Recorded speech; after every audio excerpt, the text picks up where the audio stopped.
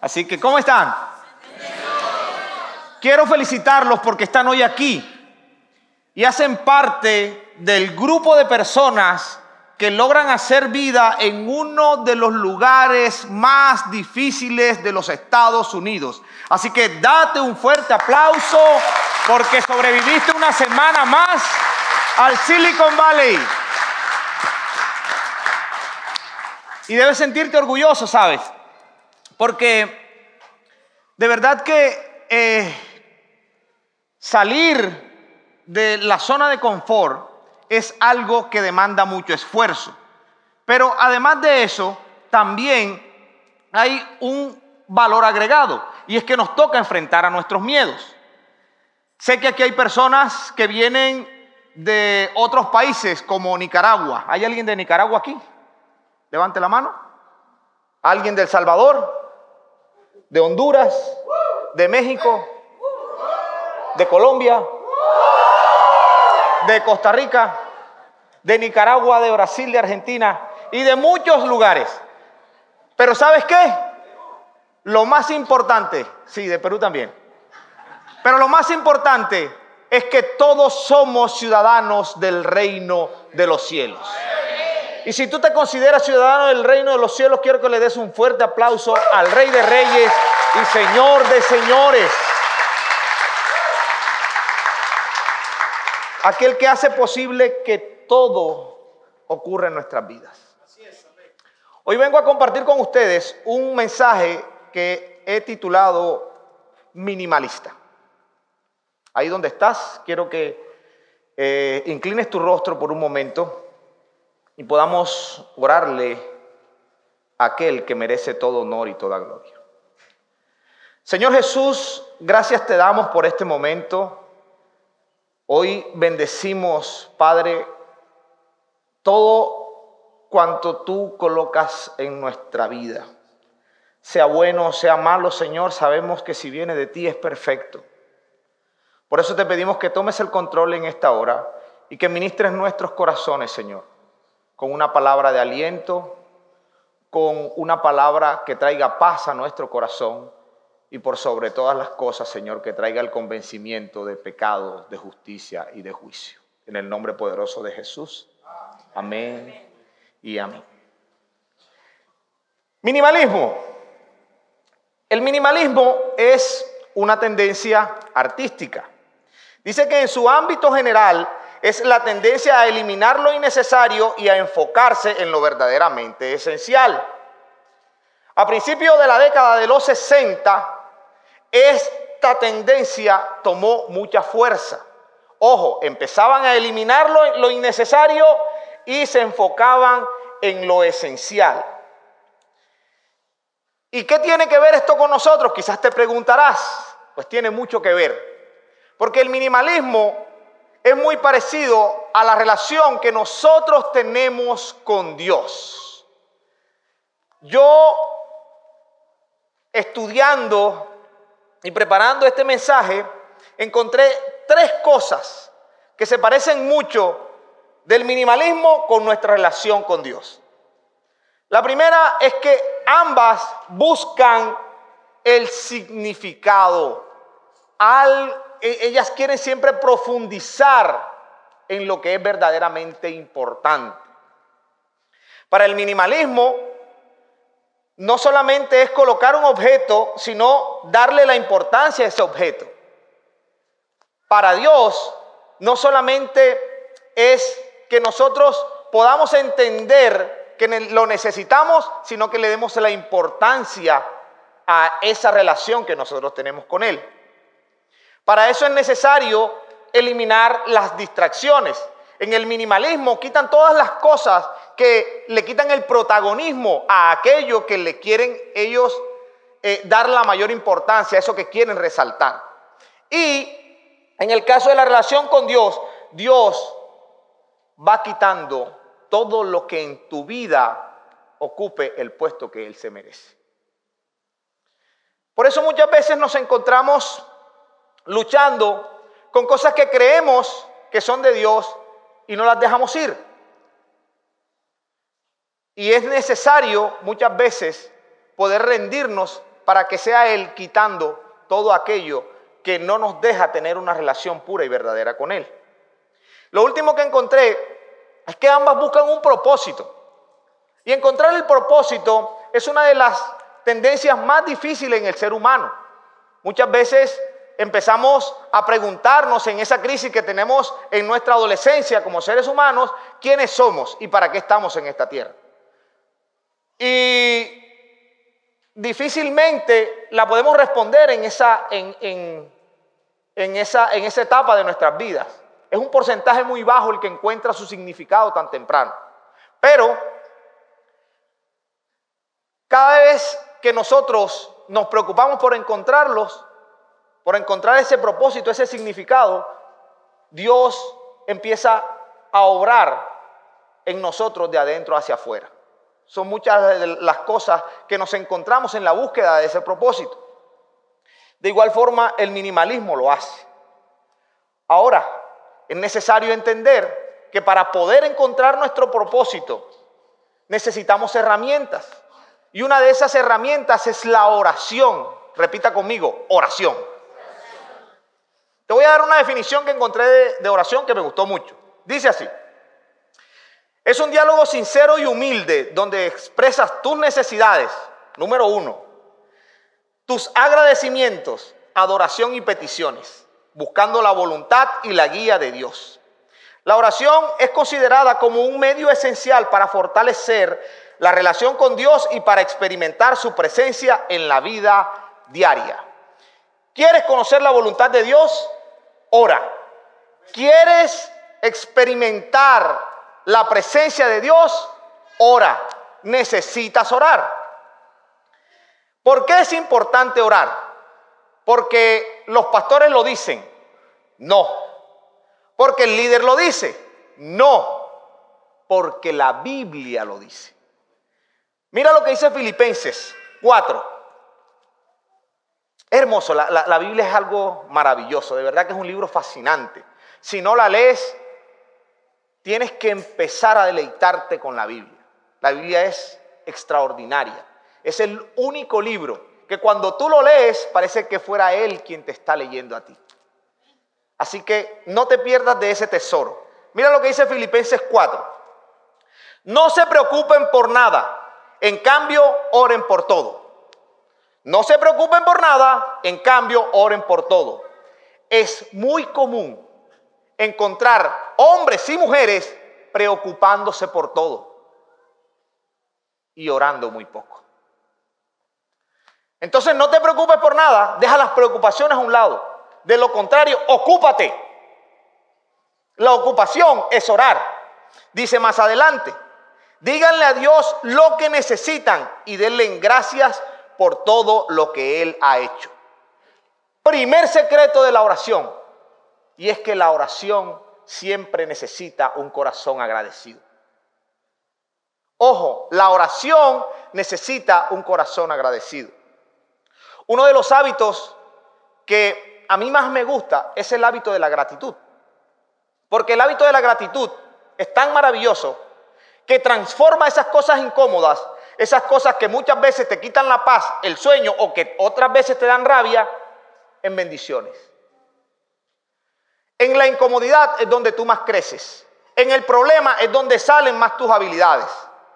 En la adversidad es cuando ves el obrar de Dios. Entonces, si todas esas cosas, aunque sean incómodas, aunque sean dolorosas, te ayudan a crecer, dejan de ser una maldición y empiezan a ser una bendición.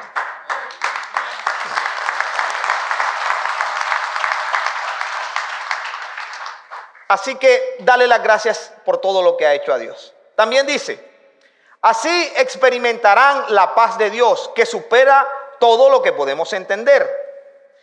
La paz de Dios cuidará su corazón y su mente mientras vivan en Cristo Jesús. Y esto es una de las cosas más fascinantes que nosotros como cristianos podemos atesorar. Y es la paz de Dios. Ojo, la paz de Dios. Nosotros como iglesia, como congregación, estamos pasando ahora mismo por un momento difícil. ¿Sí? No es un secreto. Estamos pasando por un momento difícil. Pero en medio del momento difícil está la paz de Dios. Y la paz de Dios no tiene que ver con las lágrimas que brotan de nuestros ojos, porque eso tiene que ver con nuestras emociones. Eso tiene que ver con nuestro sentir como humanos, porque somos humanos y sentimos. La paz de Dios va más allá, está adentro. Es aun cuando tus ojos lloran, aun cuando tu piel se eriza, aun cuando estás sufriendo. Mira, llegas a tu casa y puedes dormir. ¿Por qué? Porque la paz de Dios te acompaña en todo momento. La paz de Dios es tan sobrenatural que aun cuando otras personas en el mundo estarían muriéndose por una situación que tú estás viviendo, tú estás firme como un roble. No por ti, no porque todo lo soportes, no, porque todo lo puedes en Cristo que te da fuerzas. Porque Él es quien te levanta y Él es tu roca firme que te da paz en medio de la adversidad.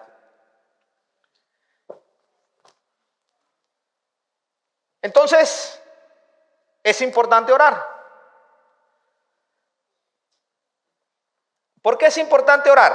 Miren lo que dice Santiago en su capítulo 5.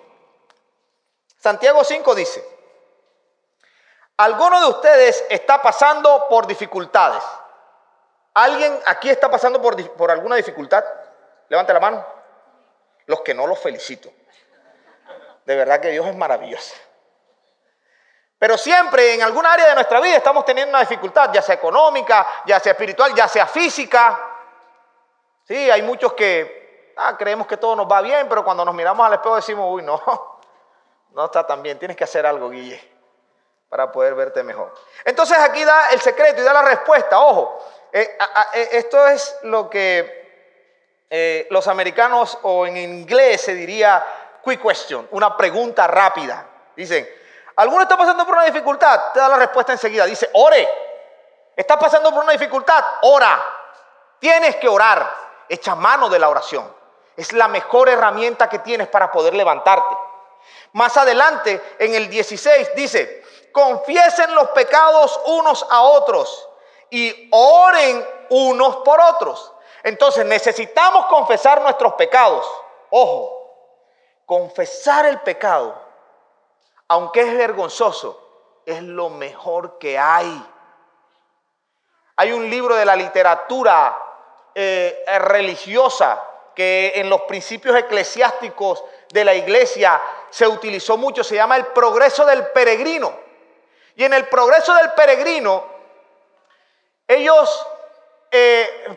escritor grafica muy bien qué pasa cuando nosotros empezamos a cargar con el pecado. Y ve que hay un viajero que empieza a caminar y a buscar una solución, pero cada vez que va caminando empieza a agregar maletas y maletas y maletas y maletas y maletas. El pecado es como esa maleta que pesa, que está ahí, que no la sueltas, que hasta el momento que tú llegas y lo confiesas y lo sueltas, entonces puedes ser libre. Ojo, no confiesas tu pecado solamente para parecer bueno, no. Lo confiesas para soltar la carga. La Biblia dice que no hay nada oculto que no haya de ser manifestado ni escondido que no haya de salir a la luz. Ojo, si tú no confiesas tu pecado, tarde o temprano va a salir a la luz. Así como el pecado sale a la luz, la oración en el lugar secreto también tarde o temprano sale a la luz. Entonces muchos que te han visto sufrir te verán alegre. Muchos que te vieron en una dificultad por años te verán salir. ¿Por qué? Porque en lo oculto tú viniste orando. Dice, la oración ferviente de una persona justa tiene mucho poder y un resultado maravilloso. Así termina diciendo el versículo 16 del capítulo 5 de Santiago, que la oración del justo tiene resultados maravillosos. Y si hay una oración de una persona justa, también hay muchas oraciones de personas injustas. O sea, esto nos está dando el sentido, nos está poniendo en orden las prioridades. Tú tienes que trabajar en ti para poder orar entonces con tranquilidad. Y si no lo tienes, ojo, voy a recapitular para que no cause confusión. En nuestra oración, nosotros siempre vamos delante de Dios mostrándonos como pecadores, mostrándonos como aquellos que no podemos hacer nada sin Él. Porque la Biblia dice que en nuestra debilidad es donde Él se hace fuerte. ¿Sí o no?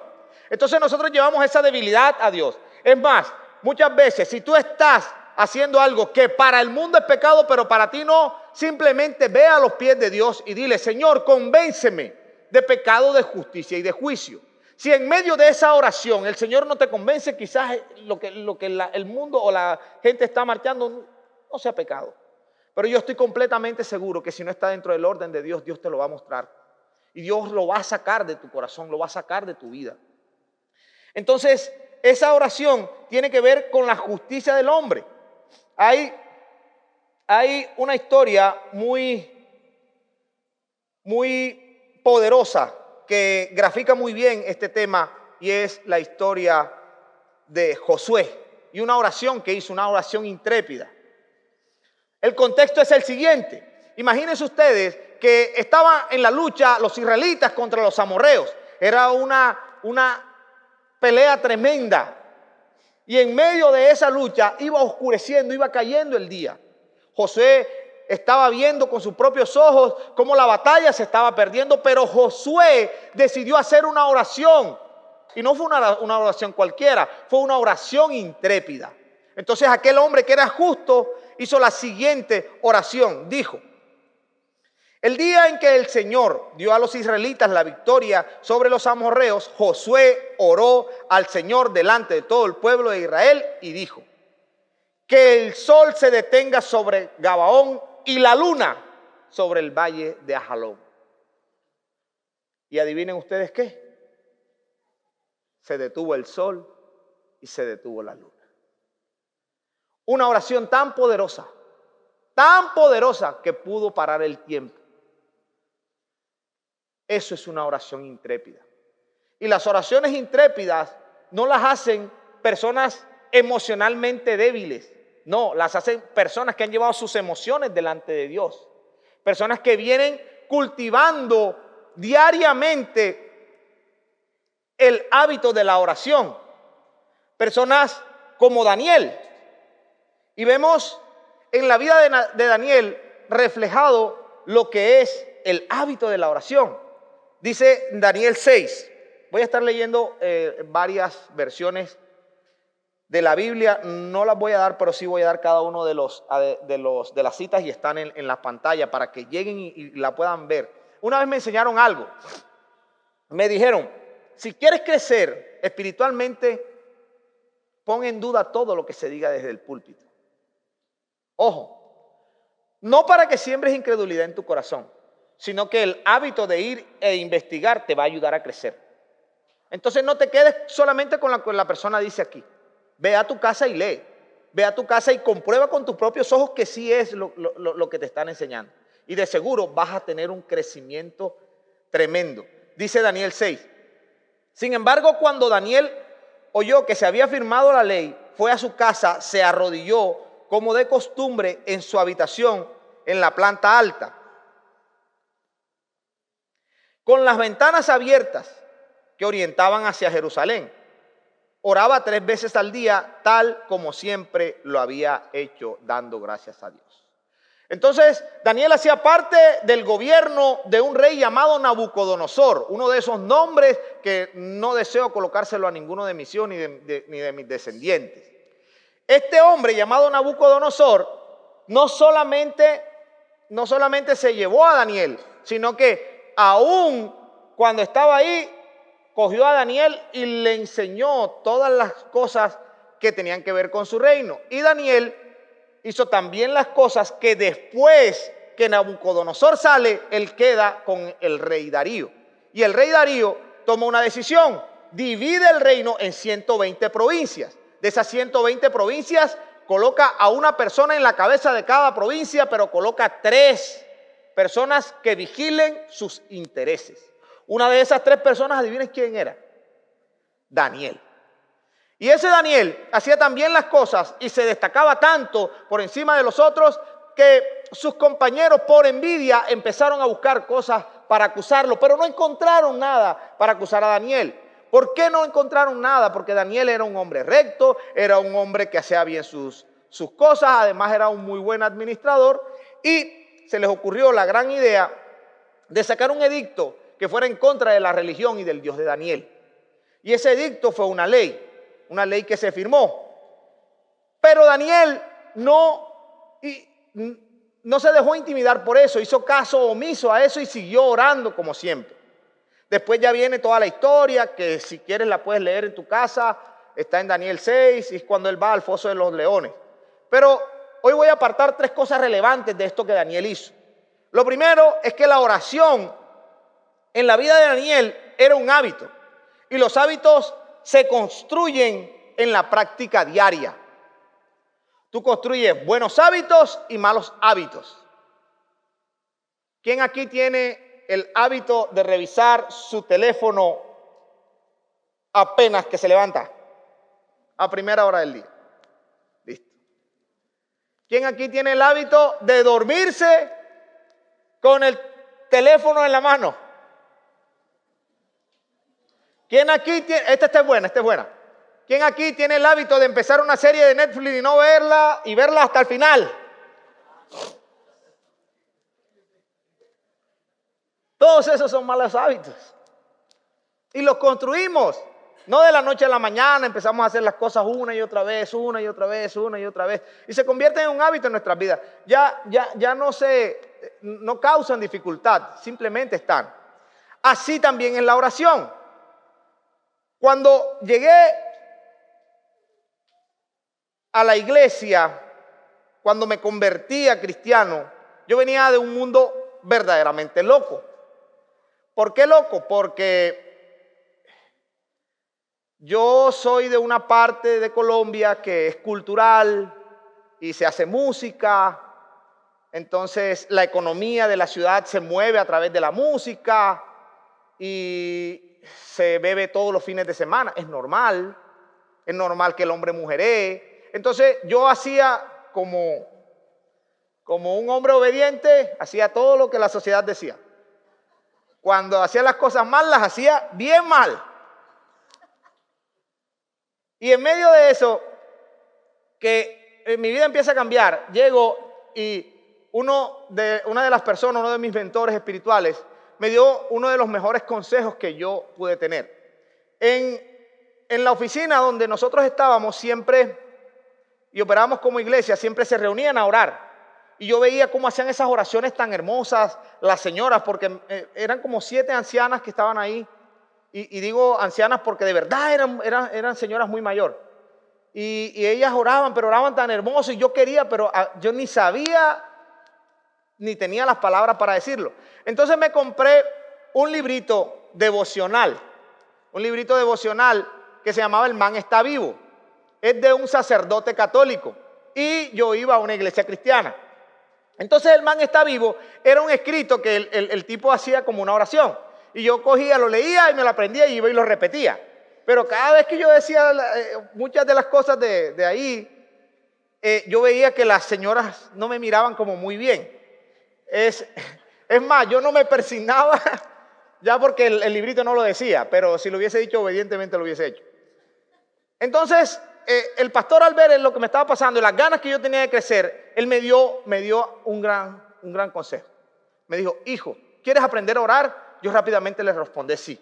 Y me dijo, entonces ora.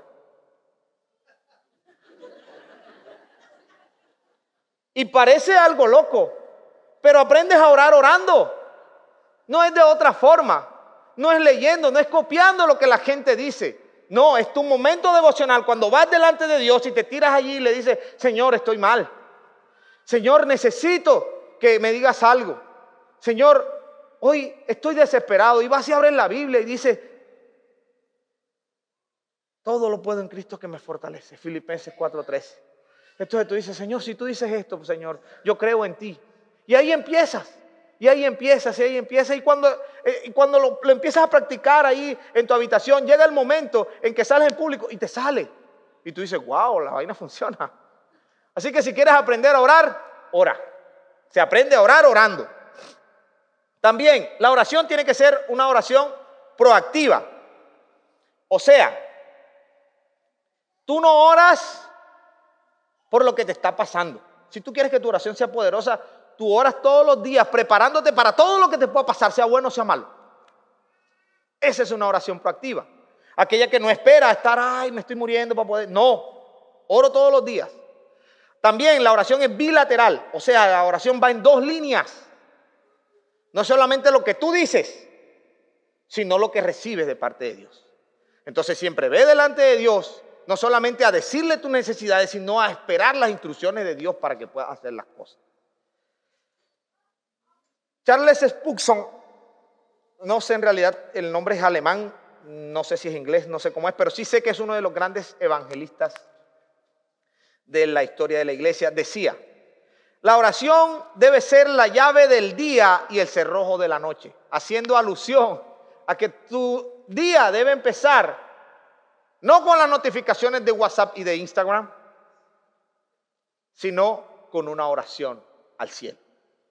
Y que no debe terminar viendo los trainings de TikTok, sino con una oración al cielo. ¿Cómo debemos orar? No es muy difícil.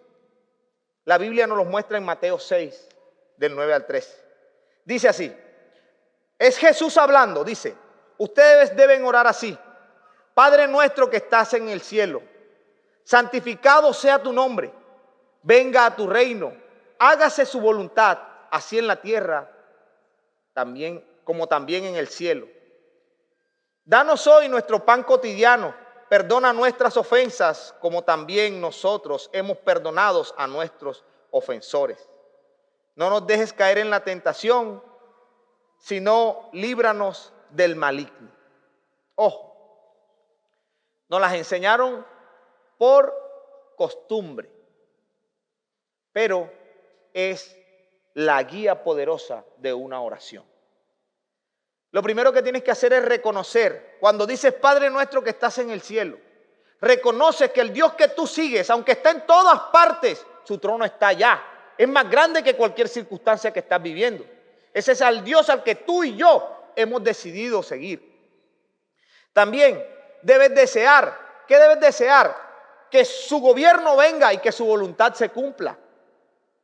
Ojo, no es simplemente repetirlo, es entender lo que estás diciendo. Reclamar cuando dices el pan nuestro de cada día. Ojo, danos hoy el pan nuestro de cada día. Quiere decir que tú y yo todos los días tenemos un pan de parte de Dios para tu vida.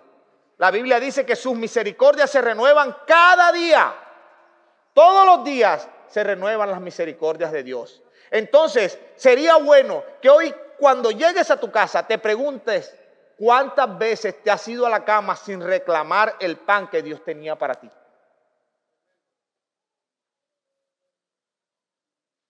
En la bodega de los cielos hay almacenadas muchas cosas que hasta el día de hoy no has reclamado. Por eso también tenemos que entender que debemos vivir en un estado de perdón. O sea, debemos pedirle perdón a Dios por las cosas que hacemos. Pero el perdón está hecho sobre una plataforma de reciprocidad. Ojo, ¿qué es la reciprocidad? No solamente yo perdono, no pido perdón, sino que también perdono. O sea, es tan difícil que cuando nosotros queremos ser perdonados, no hacemos conciencia de cuántas veces no hemos perdonado. Y a veces repetimos esta oración y decimos, Señor, perdónanos, así como también nosotros perdonamos a los que nos ofenden, pero nosotros no perdonamos a los que nos ofenden. O sea, le estamos diciendo a Dios, Dios, no nos perdones. ¿Por qué? Porque yo no doy para perdonar. Entonces, en ese preciso momento es donde el perdón empieza a transformar tu manera de ver la vida. Y por último, la protección. Dice,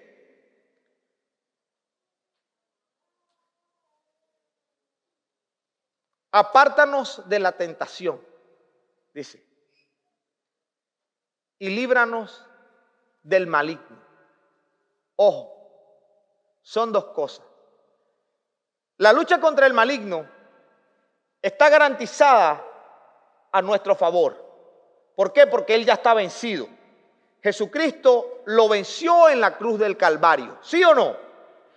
Tenemos la firme convicción de que eso ya pasó. Entonces, hay muchas personas que todavía están luchando con un enemigo que ya está vencido. La lucha no es con el enemigo, pero sí constantemente es con la tentación. Tenemos que pedirle al Señor diariamente que nos libre de la tentación. Y la tentación no solamente es sexual, porque siempre que se habla de tentación, casualmente miramos a lo que pasa entre un hombre y una mujer. No, también hay tentaciones para decir mentiras. También hay tentaciones para comentar cosas. El chisme y la murmuración también es pecado. ¿Ustedes lo sabían? Y sabían que para Dios todas las cosas que no van en la línea de lo que Él quiere son pecados y son igual. Son iguales. O sea, el adulterio, la fornicación es igual que la mentira y el chisme. Los pesan igual. Tienen algo diferente. Y es que tienen una consecuencia, tanto social como espiritualmente, que es diferente. Pero es pecado.